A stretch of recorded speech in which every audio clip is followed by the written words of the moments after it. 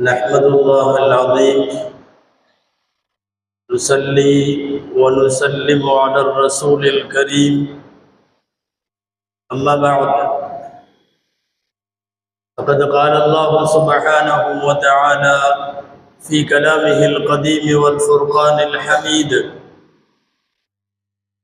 أعوذ بالله من الشيطان الرجيم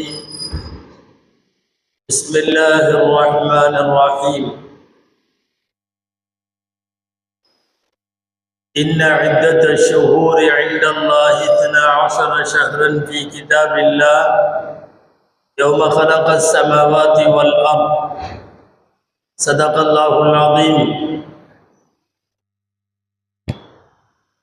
எல்லா புகழும் அல்லாஹு ஜல்ல ஷானுஹு தஆலா ஒருவனுக்கே உரித்தாகும். அருமை நாயகம் முஹம்மதுர் ரசூலுல்லாஹ் ஸல்லல்லாஹு அலைஹி வஸல்லம் அவர்களின் மீதும் பாக்கியங்கள் நிறைந்த அவர்களுடைய உம்மத்தின் மீதும் குறிப்பாக நம் அனைவர் மீதும் எல்லாம் வல்ல அல்லாஹுவின் நல்லருள் என்றென்றும் நிறைவாக உண்டாவதாக. ஆமீன். அல்லாஹுடைய பேரருளால் துல்ஹஜ்ஜினுடைய இறுதியும் முஹர்ரம் மாதத்தினுடைய முதலுமாவான வாரம் இந்த வாரம். இன்னும் ஓரிரு நாட்களில் இஸ்லாமிய ஆண்டு கணக்கின்படி 12வது மாதமான துல்ஹஜ் முடிந்து சங்கைக்குரிய முஹர்ரம் பிறை துவங்குகிறது. ஹிஜ்ரி 1446வது ஆண்டிலே நாம் அடியெடுத்து வைக்கிறோம். இஸ்லாத்தினுடைய புதிய புத்தாண்டு முகிழ்கிற இந்த நேரம் இஸ்லாத்தினுடைய வளர்ச்சியை புத்தாண்டினுடைய நேரத்தில் நாம் யோசித்து பார்க்கிறோம். ஒரு நீண்ட நெடிய பயணம் இஸ்லாமுடையது. பெருமானார் முஹம்மது ஸல்லல்லாஹு அலைஹி வஸல்லம் உலகத்தை விட்டு பிரிந்து 1436 வருஷமாகிறது. இப்போது ஹிஜ்ரி 1446 துவங்குகிறது. மிக நீண்ட பயணம் இஸ்லாமுடையது. கரடு முரடான பாதைகள் இஸ்லாமுடையது. மேடு பள்ளங்கள் நிறைந்த ஒரு பிரயாணம் இஸ்லாமுடையது. ஏராளமான விமர்சனங்கள், இஸ்லாத்திற்கு எதிரான கட்டுக்கதைகள், தவறாக புரிந்து கொள்ளப்பட்டு செய்யப்பட்ட காலத்தால் மறக்க முடியாத விமர்சனங்கள், இவைகளையெல்லாம் தாண்டியும் நிதானமாய் அதே சமயம் சீரான வளர்ச்சியிலே இன்றளவும் போய்கொண்டிருக்கிறது இஸ்லாம். ஒருவர், இருவர், 10 பேர், 20 பேர் என்று தொடங்கிய இஸ்லாத்தினுடைய எண்ணிக்கை சற்றேறக்குறைய இப்போது 200 கோடி. உலகத்தில் வஹி வந்த நாளிலே இருந்து இன்றைக்கு வரையும் இரக்கமே இல்லாமல் ஏறு வரிசையிலேயே ஒரு வளர்ச்சியை கொண்டிருக்கக்கூடிய உலகத்தின் பரவிய மார்க்கம், விரவி நிற்கிற மார்க்கம் இஸ்லாம் மட்டும். புதிய புத்தாண்டு, இஸ்லாமிய புத்தாண்டு ஹிஜ்ரி 1446 துவங்குகிற இந்த நேரத்தில் 2 சிந்தனைகள் முக்கியமானவை. ஒன்று, நம்முடைய புத்தாண்டிற்கு ஹிஜ்ரி புத்தாண்டு என்று ஏன் பெயர்? இரண்டாவது, இந்த புத்தாண்டை நமக்கு ஆலோசனை செய்து ஹிஜ்ரி புத்தாண்டு என்று பெயர் வைத்து அதை இந்த உம்மத்திற்கான கொடையாய் வழங்கிய உமர் ரலியல்லாஹு அன்ஹு அவர்கள் ஷஹீதாக்கப்பட்டதும் இந்த வாரம். புதிய புத்தாண்டு துவங்குவதும் இந்த வாரம். அந்த புத்தாண்டின் பெயரை தந்த, புத்தாண்டை உருவாக்கி கொடுத்த உமர் ரலியல்லாஹு அன்ஹுவின் வீர மரணமும் இந்த வாரம். இந்த 2 சிந்தனைகளும் இங்கே முக்கியமானது. அன்பிற்குரியவர்களே, ஒரு காலத்தில், ஒரு நேரத்தில் ஹிஜ்ரி புத்தாண்டு என்று இஸ்லாமிய புத்தாண்டுக்கு பெயர் வருவதற்கு முன்னால் ஆண்டுகளின் கணக்குகள் கொஞ்சம் அலங்கோலமாக இருந்தது. ஏதாவது ஒரு போர் நடக்க நடக்கும் அந்த போரில இருந்து பெயராக வைப்பார்கள். இந்த போர் நடைபெற்றதிலிருந்து 4வது வருஷம், 5வது வருஷம், 10வது வருஷம் என்று போகும். அல்லது ஏதேனும் மிகப்பெரிய சம்பவங்கள், பேரிடர்கள் ஏதாவது நடக்கும், அதை மையமாக வைத்து ஆண்டுக்கு பெயர் வைத்து விடுவார்கள். உலகத்தின் எத்தனையோ நாடுகளில் அந்த நாடுகளினுடைய மன்னர்களின் பிறந்த நாள் அங்கே தேதி கணக்காக இருக்கிறது. பெருமானார் ஸல்லல்லாஹு அலைஹி வஸல்லம் பிறந்த வருஷத்தை யானை ஆண்டு என்று சொல்லுவார்கள். அப்போதெல்லாம் ஹிஜ்ரி ஆண்டு என்று பெயர் இல்லை அல்லவா, யானை ஆண்டு என்பார்கள். இப்படி ஏதேனும் அர்த்தமில்லாத பெயர்களை கொண்டிருந்த ஒரு சூழல் நீண்ட காலம் வரை நீடிக்கிறது. ஹஜ்ரத் உமர் ரலியல்லாஹு அன்ஹு பொறுப்பேற்று அவர்கள் ஜனாதிபதியாக இருக்கிற 4வது வருஷம் ஒரு மாநிலத்தினுடைய கவர்னராக இருக்கிற அபு மூசா அல் அஷ்அரி ரலியல்லாஹு அன்ஹு அவர்கள் உமர் ரலியல்லாஹு அன்ஹுவுக்கு ஒரு கடிதம் எழுதுகிறார்கள். அந்த கடிதத்திலே சொல்லுகிறார்கள், நாம் ஏதேனும் ஒரு மாதத்தை சொன்னால், ஏதேனும் ஒரு நாளை சொன்னால், அது போன மாதமா இந்த மாதமா அடுத்த மாதமான்னு தெரிவதில்லை. எனவே நமக்கு என்று ஒரு நாட்காட்டி வேண்டும், ஒரு கேலண்டர் முறை வேண்டும், தேதியும் மாதமும் சொல்லுகிற ஆண்டு கணக்கை சொல்லுகிற ஒரு சூழல் வேண்டும். ஆலோசனை செய்து நீங்கள் ஜனாதிபதி என்ற அடிப்படையில் இதை ஏற்பாடு செய்யுங்கள் என்று ஏராளமான சமுதாய சீர்திருத்தங்களை மேற்கொண்டு ஒரு அழகான அரசியலமைப்பை புனரமைப்பு செய்த பெருமைக்குரிய உமர் ரலியல்லாஹு அன்ஹுவுக்கு கடிதம் எழுதுகிறார்கள். அந்த கடிதத்திற்கு பிறகு அன்றைக்கு வாழ்ந்த அநேகமாக எல்லா சஹாபாக்களையும் ஒன்று கூட்டினார்கள். ஹஜ்ரத் உமர் ரலியல்லாஹு அன்ஹு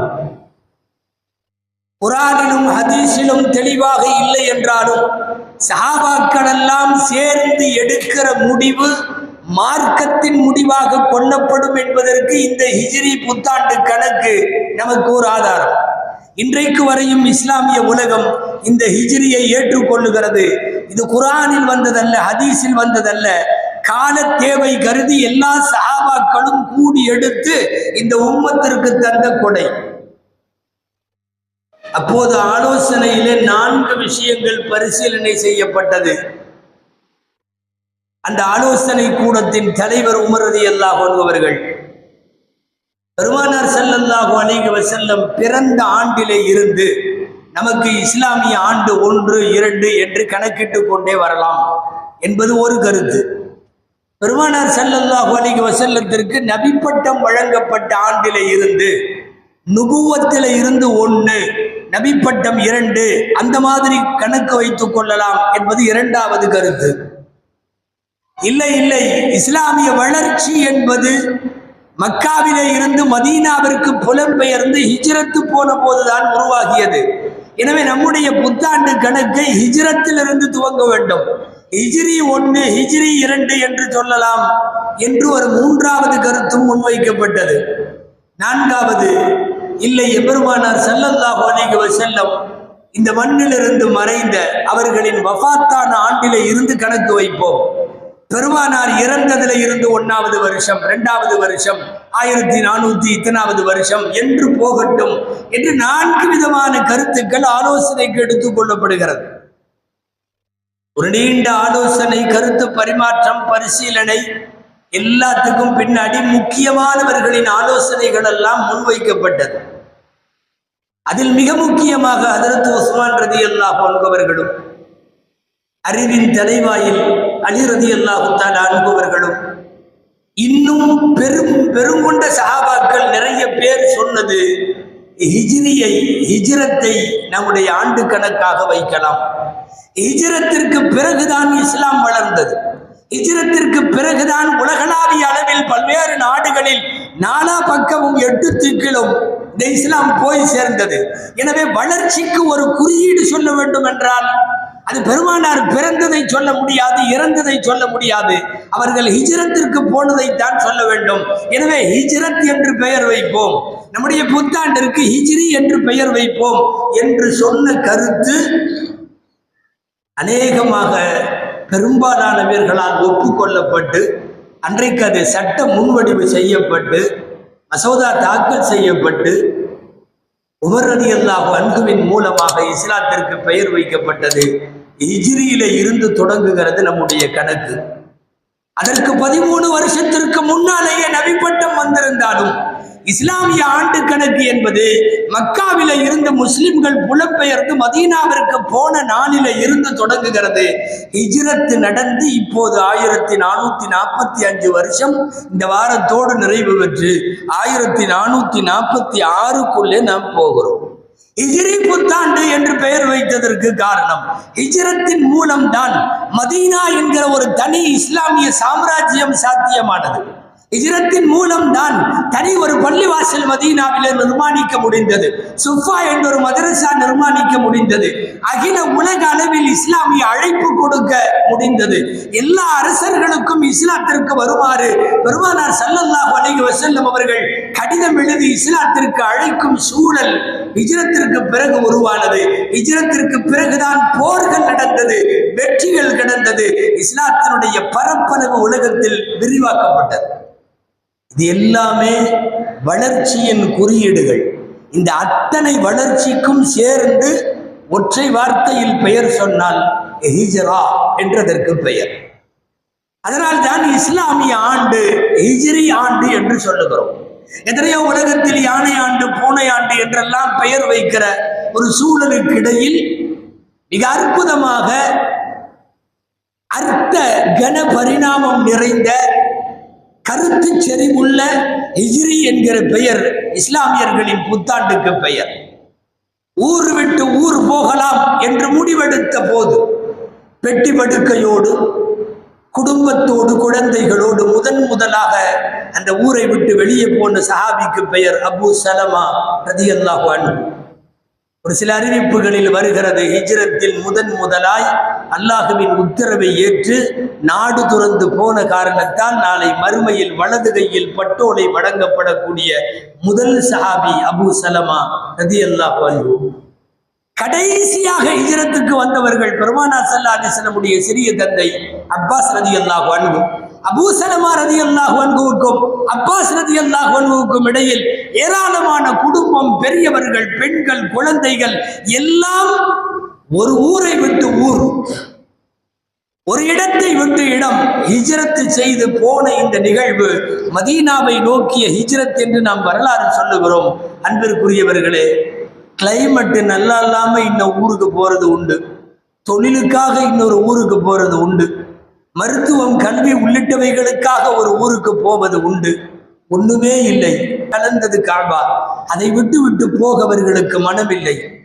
வாழ்ந்த இடம், பிறந்த இடம், வசித்த இடம் எல்லாம் மக்கா. ஆனால் ஈமானை பாதுகாக்க வேண்டுமானால் வேற வழி இல்லை, இந்த ஊரை விட்டு மதீனாவிற்கு போக வேண்டும் என்றொரு சூழலும் இறை உத்தரவும் நபிகளாரின் அசைவும் கண்ணசைவும் இசைவு தெரிவித்த போது கிளம்பி போனார்கள் அல்லவா. அந்த மதீனாவை நோக்கிய ஹிஜ்ரத் ஈமானிய ஹிஜ்ரத், மிக அற்புதமான திட்டமிட்ட ஹிஜ்ரத் பயணம். திடீர்னு போலாமான்னு கிளம்பி போகல. எவ்வளவு பிரம்மாண்டமான ஏற்பாடுகள். எல்லாரையும் அனுப்பி வைத்து விட்டு கடைசியாய் தலைவர் போகிறார்கள். நான் முன்னால போய் சொகுசா அங்க உட்கார்ந்துருக்கேன், நீங்கெல்லாம் வாங்க அப்படின்னு சொல்லல. எல்லாரும் போனதற்கு பிறகு கிளம்புகிறார்கள். பயணத்திற்கு ஒரு தோழர் அபூபக்கர் ரலியல்லாஹு அன்ஹு, வழிகாட்ட ஒரு வழிகாட்டி. மாற்றுப்பாதையிலே அச்சம் நிறைந்த சூழலில் செல்லுவதால் மாற்றுப்பாதையில் குறுக்கு வழிகளில் செல்லக்கூடிய வழிகாட்டக்கூடிய அப்துல்லாஹ் இப்னு உரைக்கத் என்கிற வழிகாட்டி போகிற வழியெல்லாம் துரத்தி கொண்டு பின்னாலே கொண்டு வந்து உணவு கொடுக்க ஒரு ஆள், செய்திகள் கொண்டு வந்து கொடுக்க ஒரு ஆள், எதிரிகளை பற்றி கண்காணிப்பதற்கு ஒரு ஆள், பால் கறந்து கொடுப்பதற்கு ஒரு இடையன், முழுக்க ஒரு திட்டமிடப்பட்ட பயணம். 14 நாட்கள் ஆகிறது. நாம் இன்றைக்கெல்லாம் காலையில கிளம்பி மதியமோ அல்லது இஷாவிற்கு கிளம்பி ஃபஜ்ருக்கு முன்போ மதீனாவை அடைகிற இந்த சொகுசு காலத்தில் நினைத்து பார்க்கிறோம். 14 நாட்கள் முழுக்க மலைகளில், கட்டான் தரைகளில், கரடு முரடான பாதைகளில் கடந்து பெருமானார் ஸல்லல்லாஹு அலைஹி வஸல்லம் போன இடம், போன அந்த நிகழ்விற்கு பெயர் ஹிஜ்ரத். ஹிஜ்ரத் ரசூலுல்லாஹ் மட்டுமல்ல, முன்னாலே வாழ்ந்த பெருமக்கள் நிறைய பேர் இப்படி நாடு துறந்து நல்ல வழிகாட்டி இருக்கிறார்கள். குர்ஆன் சொல்லுகிறது இப்ராஹிம் அலைஹிஸ்ஸலாமின் ஹிஜ்ரத். இப்ராஹிம் அலைஹிஸ்ஸலாம் ஒரு வகையில் அவர்கள் பிறந்த மண் ஈராக், அங்கிருந்து பலஸ்தீனில இருந்து மக்கா, 3 பெரும் பிரதேசங்களின் வழியாக உலகத்தை வலம் வந்த நபி இப்ராஹிம் அலைஹிஸ்ஸலாம். மிஸ்ர் தேசத்திலே இருந்து மத்தியனுக்கு ஹிஜ்ரத்து போன மூசாவின் வரலாறு குர்ஆனிலே இருக்கிறது. அடக்குமுறையால் ஈமானை பாதுகாப்பதற்கு குகைக்குள்ளே போய் ஒளிந்த 7 பேருடைய ஹிஜ்ரத்து குர்ஆனிலே இருக்கிறது. வழி நெடுக குர்ஆன் ஹிஜ்ரத் வரலாறு சொல்லுகிறது. கடைசியான ஹிஜ்ரத் எம்பெருமானார் ஸல்லல்லாஹு அலைஹி வஸல்லம் அவர்களினுடைய காலத்தில் சஹாபாக்கள் மேற்கொண்ட ஹிஜ்ரத் என்கிற புனித பயணம். எதனால் நம்முடைய புத்தாண்டிற்கு, இஸ்லாமிய ஆண்டிற்கு ஹிஜ்ரி என்று பெயர்?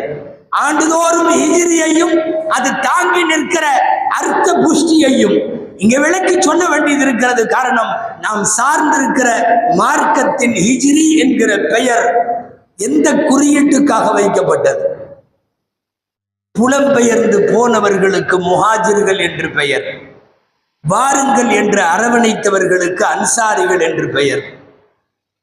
எல்லாம் இழந்து விட்டு நாங்கள் வெறுங்கையோடு போகிறோம் என்று போனவர்கள் இழத்தல், இறைவனுக்காக இழக்குதல் சுகம் என்று நிரூபித்தவர்களுக்கு பெயர் முஹாஜிர்கள். இறைவனுக்காக கொடுக்குதல் சுகம் என்று அள்ளி கொடுத்த அன்சாரிகள், அவர்களுக்கு அன்சாரிகள் என்று பெயர். இந்த போனவர்கள் எல்லாம் ஃபகீர்கள் அல்ல. ஆனா குர்ஆன் சொல்லுகிறது ஃபுகரா இல் முஹாஜிரின் அல்லதீன உக்ரிஜூ மின் தியாரிஹிம், வீட்டிலே இருந்து, நாட்டிலே இருந்து வெளியேற்றப்பட்ட ஃபகீர்கள் என்கிறது. ஃபகீர்னா ஏழை. ஏழைகளா? இல்லை, நிறைய காசு பணம் உண்டு, நிறைய தொழில் உண்டு, பண பரிவர்த்தனைகள் உண்டு, கொடுக்கல் வாங்கல் உண்டு. அல்லாஹ்விற்காக அத்தனையும் விட்டு வெளியேறுகிற போது நேற்றைக்கு வரையும் செல்வந்தர், இன்றைக்கு அவர் ஃபகீர்.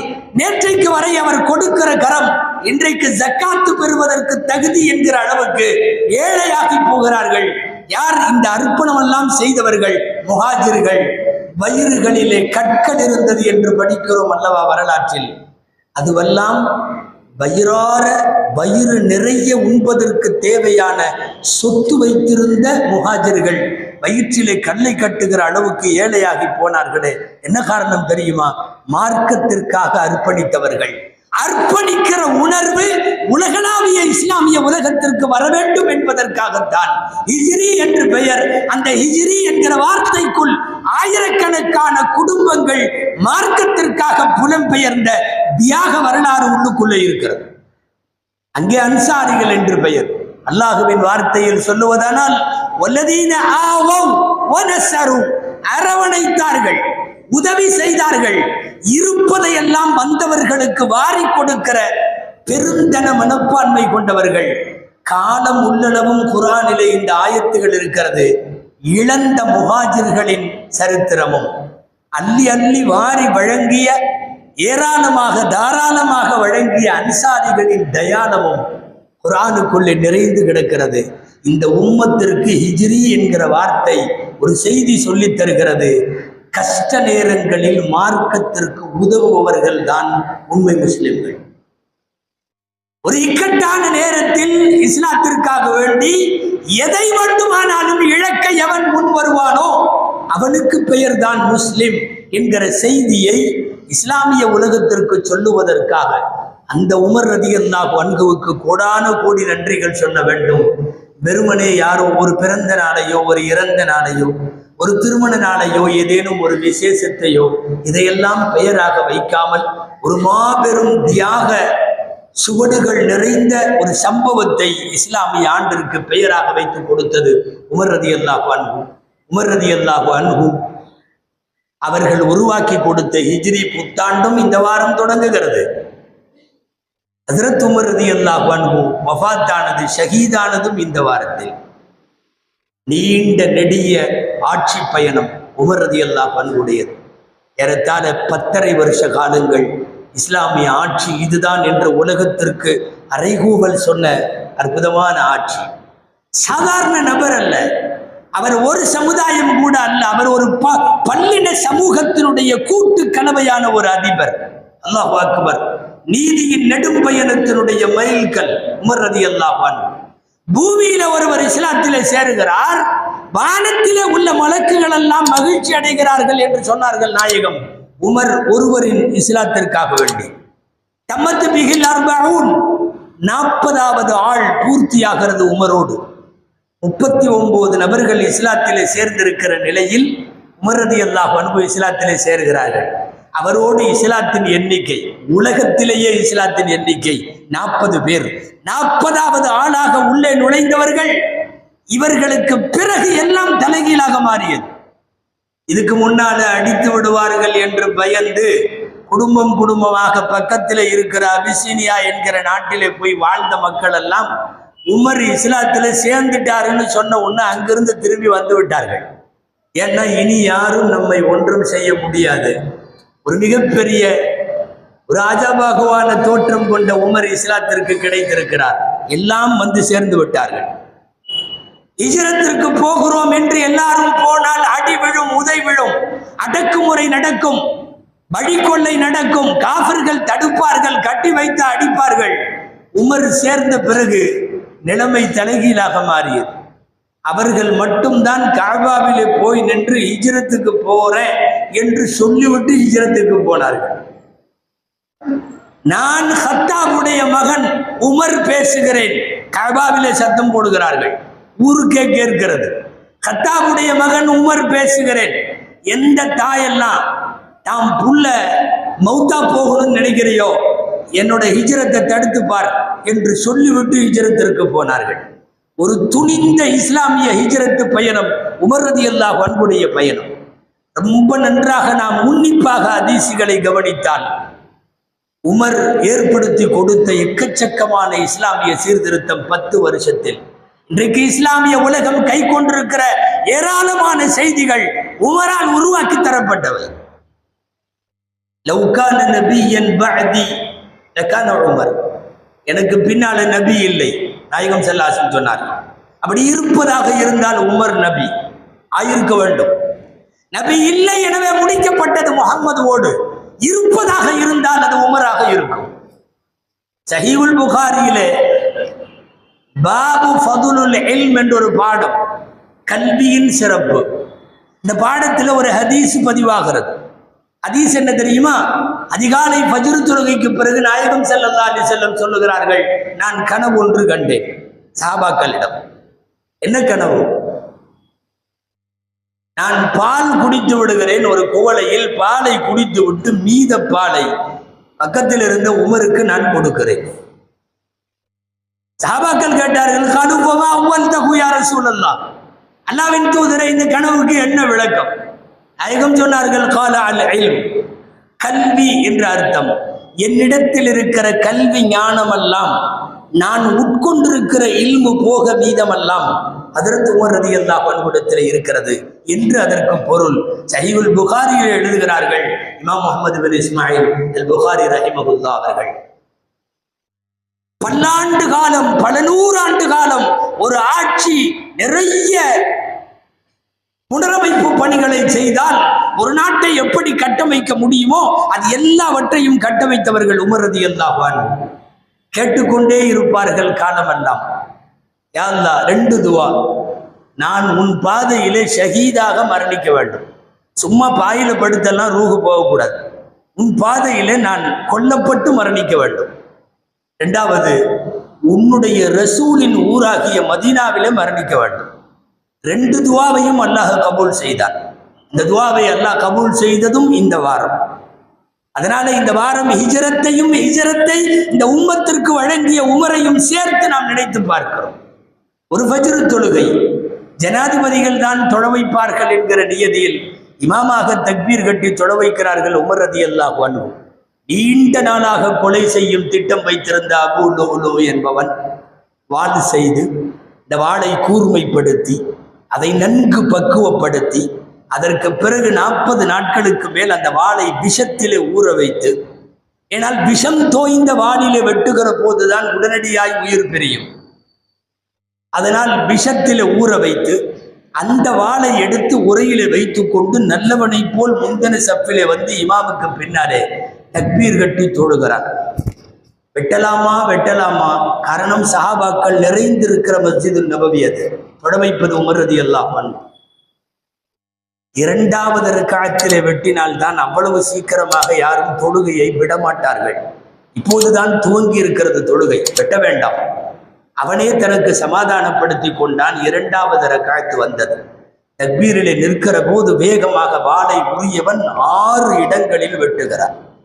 6வது அடிவயிற்றிலே சொருவி அரை வட்டத்தில், அந்த வயிறு முழுக்க, இந்த இடுப்பில இருந்து இந்த இடுப்பு வரைக்கும் ஒரு வயிற்றை அரை வட்டத்திலே இழுத்த போது புலபுலவென்று உறுப்புகள் கீழே விழ இரத்த வெள்ளத்திலே அப்படியே சரிகிறார்கள்.